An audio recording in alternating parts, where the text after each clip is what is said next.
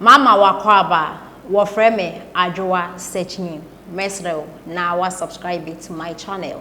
Mia notification bell no so for more news.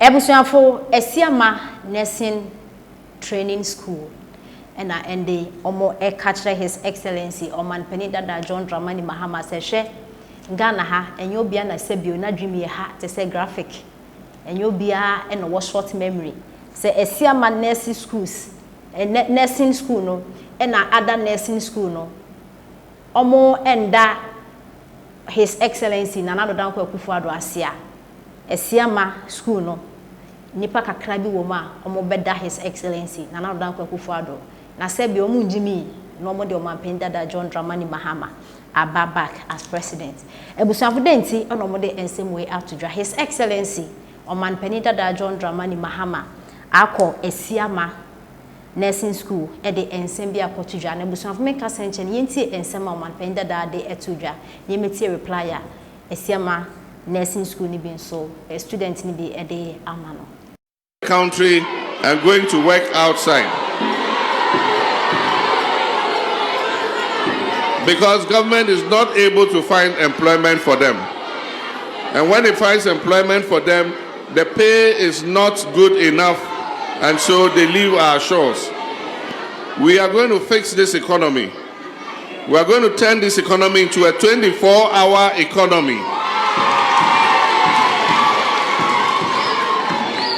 so that it can produce more jobs for our young people and so that it can bring prosperity into Ghana. At the time, what we were doing was we were building new CHIPS compounds, we were building new polyclinics, we were building health centers, we were building hospitals, and our intention was that when you finish school, you should get a place to go and work.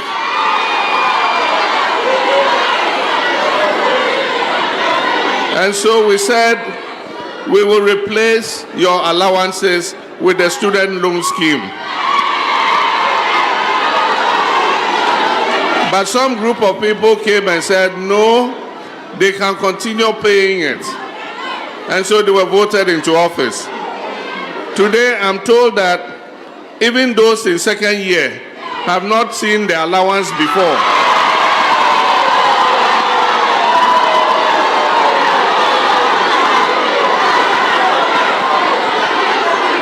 And so, once again, I am standing here in the Esiama Nursing Training College,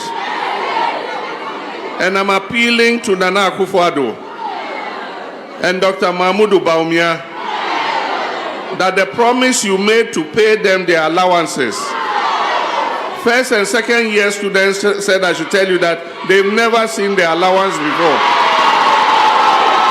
So please, Nana Akufo-Addo and Dr. Bawumia, if you are listening to me, Esiama Nursing Training College, they say let their allowance come immediately.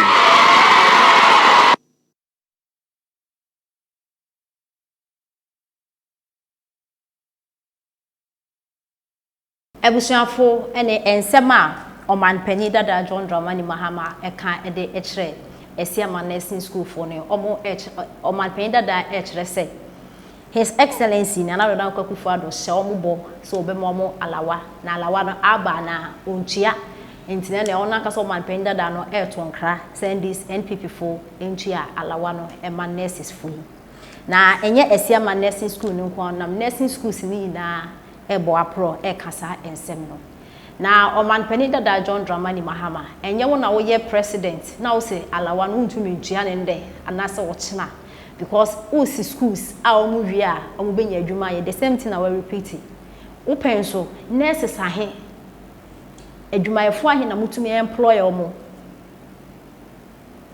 mo amalawa most of these nurse hospitals na ye enough hospitals ahe na mutumi si na nurses fo ahe na mutumi form adwuma His Excellency Nana Adodankwa Akufo-Addo omo afa nurses fo esemo asanso etua alawa entire your men mufa yen say ejimi ana asese.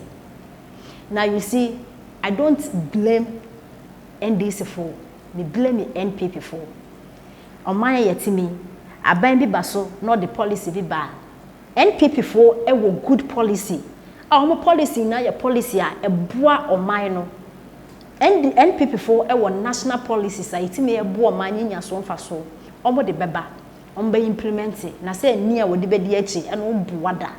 Ene na eha NPP aban.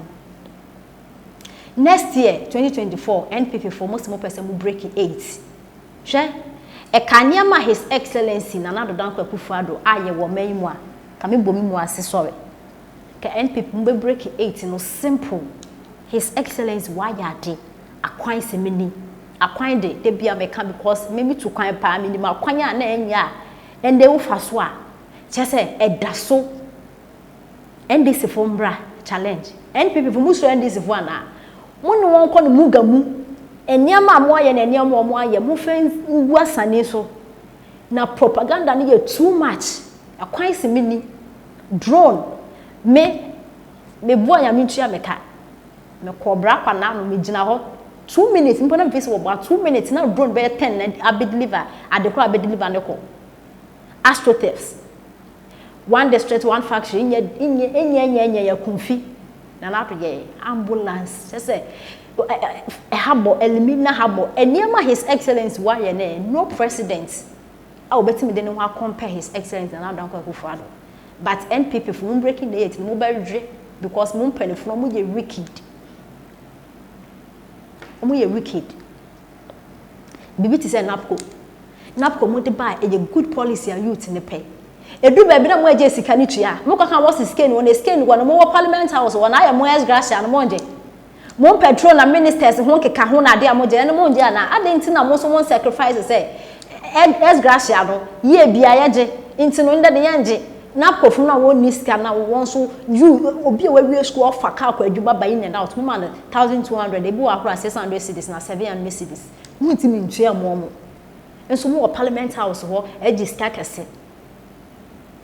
His excellency na Addo Akufo-Addo ka no kwa de anka NPP mbe break it no but mo panifo ni bi ebo aboro policy ni mo de ba mo ntimi nwie chese ambulance ya mo de ba ye a good policy e bo o man no but ambulance ye ba ye one constituency one ambulance no esese nka mo ka kire ambulance ya abe e fa yarefo a e be de 10 cedis ana say e fa yarefo a e ye Ghana sika na ye de ato nte ye free send ye beya so yalefo bi yare na wo for ambulance na urgent more than 10 cedis a ye complain ya quickly no na ma react to it na Ghana phone timeme phone hu say mpanefo no modwenye ho se mo ngi sika so na ambulance ni giska ye the complain ba quickly no ma react to it na we did that be ambulance no wode aba drivers na work and okra we too no say his excellence no the ambulance ba e no wajisika oyalefo wo yare wo bewu ambulance na emfa wo adanya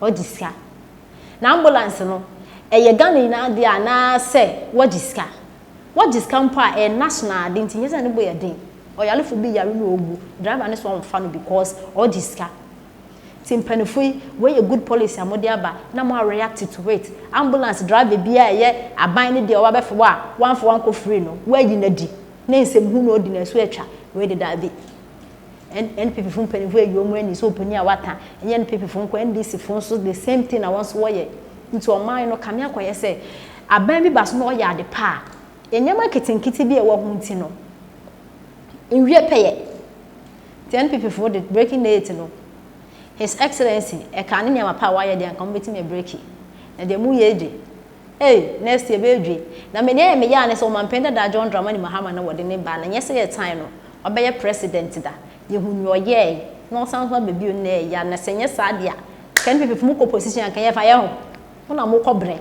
na me be fa ho se mo tutu mo nyama yi na mo be bra his excellency no wa be jini din oye living legend if you like it or not his excellency na Addo Akufo-Addo a living legend me spirit e kura be into spirit me spirit catch me say na Addo ye good no he's the best president Ghana we have ever had. But in Yamapa na Addo ye MPP from penifo abu ni sikedi nemba matunzi wonya daji mpo so place ka na ma communicators na mo twetwa nyama na Addo aye na ogu won wedi nsemu na mo composition ye fa wana tane yentie ensema emofra ne bi nurses no Ede Emma Omanpenda da John Dramani Mahama. We say Esiama nursing school students are not forced to bring back Mahama. At least we have light to learn.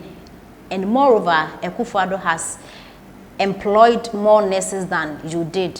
Free Pasho. And I went so J and say you don't have any shame. You, this man called Mahama, you still have the mouth to talk in Ghana. I don't blame you.